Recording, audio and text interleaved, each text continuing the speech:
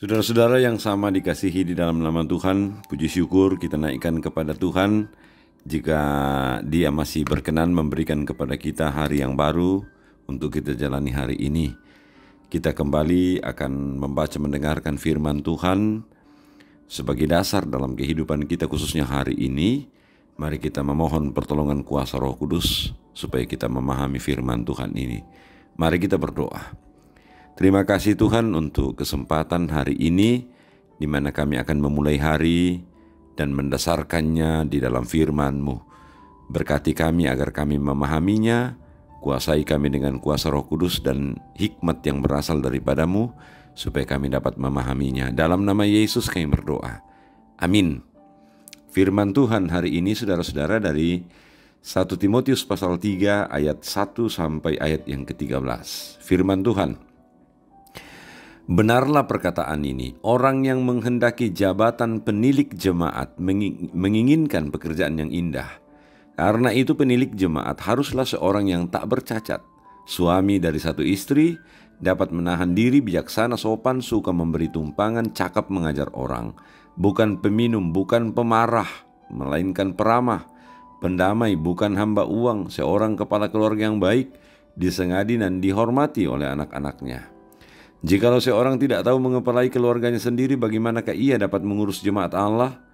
Janganlah ia seorang yang baru bertobat, agar jangan ia menjadi sombong dan kena hukuman iblis. Hendaklah ia juga mempunyai nama baik di luar jemaat, agar jangan ia digugat orang dan jatuh ke dalam jerat iblis. Demikian juga diaken-diaken haruslah orang terhormat. Jangan bercabang lidah, jangan penggemar anggur, jangan serakah, melainkan orang yang memelihara rahasia iman dalam hati nurani yang suci. Mereka juga harus diuji dahulu, baru ditetapkan dalam pelayanan itu setelah ternyata mereka tak bercacat. Demikian pula istri-istri hendaklah orang terhormat, jangan penfitnah, hendaklah dapat menahan diri dan dapat dipercayai dalam segala hal. Diaken haruslah suami dari satu istri dan mengurus anak-anaknya dan keluarganya dengan baik. Karena mereka yang melayani dengan baik beroleh kedudukan yang baik, sehingga dalam iman kepada Kristus Yesus mereka dapat bersaksi dengan leluasa. Amin. Firman Tuhan. Demikian firman Tuhan yang kita boleh baca dan dengarkan pada saat ini. Orang yang berbahagia itu adalah setiap orang yang mendengarkan firman Tuhan, terlebih melakukannya dalam seluruh bagian hidup kita. Saudara-saudara yang sama dikasihi di dalam nama Tuhan, dalam setiap pemilihan baik pemilihan kepala pemerintahan, wakil-wakil rakyat, dan juga kalau kita berpikir tentang melihatnya dalam kehidupan bergereja, dalam anggota jemaat memilih wakil-wakil sebagai pelayan-pelayan Tuhan di tengah-tengah jemaat. Satu hal yang sangat penting adalah kriteria.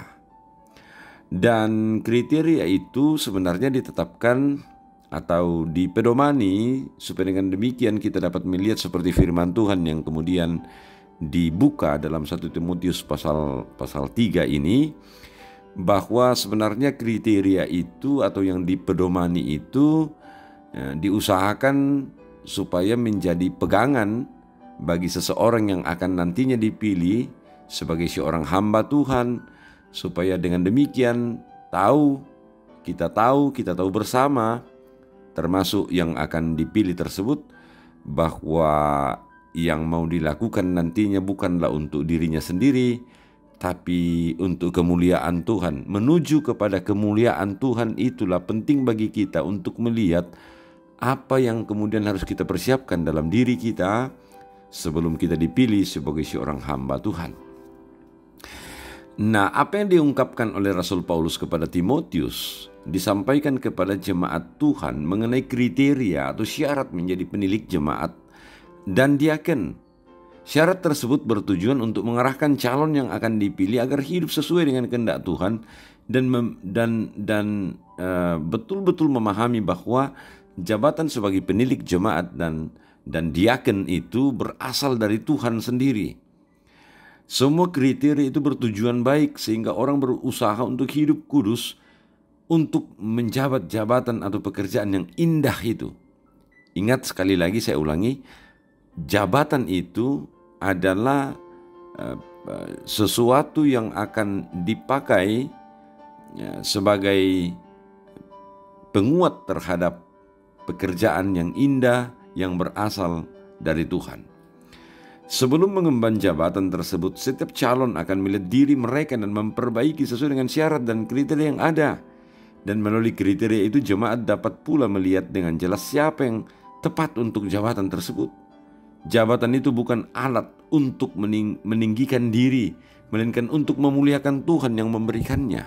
Atau dalam bahasa yang sangat sederhana dapat dikatakan bahwa kriteria itu penting bukan supaya kemudian semua orang berbangga diri dengan semua kriteria yang dapat dipenuhinya, tapi tujuan akhirnya adalah bahwa kemuliaan Tuhan lebih dari apapun, termasuk kekuatan dan kemampuan yang dimiliki setiap orang di muka bumi ini atau di dalam dunia ini. Dalam kehidupan kita, saudara-saudara, hendaklah kita terus melihat diri kita melalui kriteria yang Tuhan berikan melalui firman-Nya.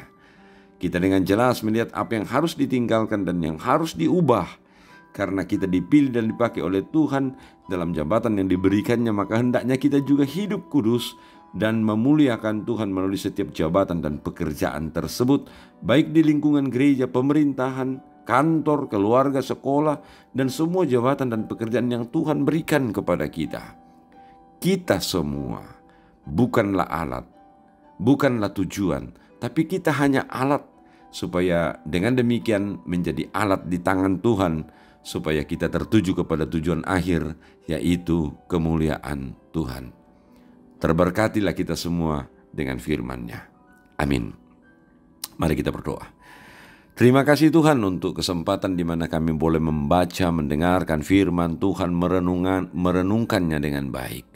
Mampukan kami semua Tuhan untuk menjadikan diri kami patuh, taat, takut akan Tuhan, supaya apapun yang kami miliki, seperti apapun kami hidup, kami betul-betul hidup untuk mempermuliakan Tuhan.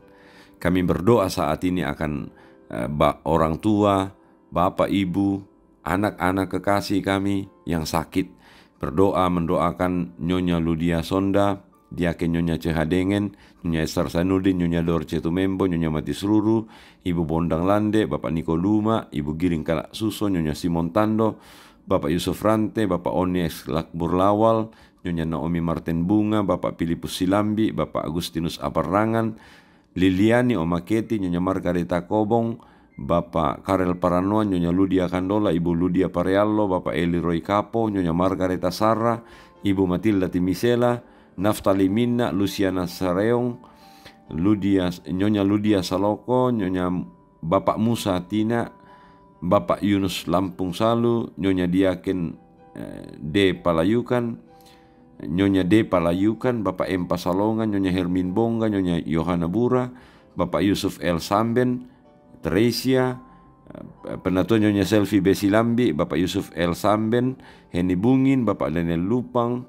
Nyonya Martin Balle, Diaken Nyonya Desiana Luisito, Bapak Yakobus Pagili, Henryani Henrik, Stefani Lambe, Bapak Pendeta C. Sampai Toding, Novani Matu, Nyonya Peter Tenna, dan mungkin ada yang tidak sempat kami sebutkan namanya yang sakit.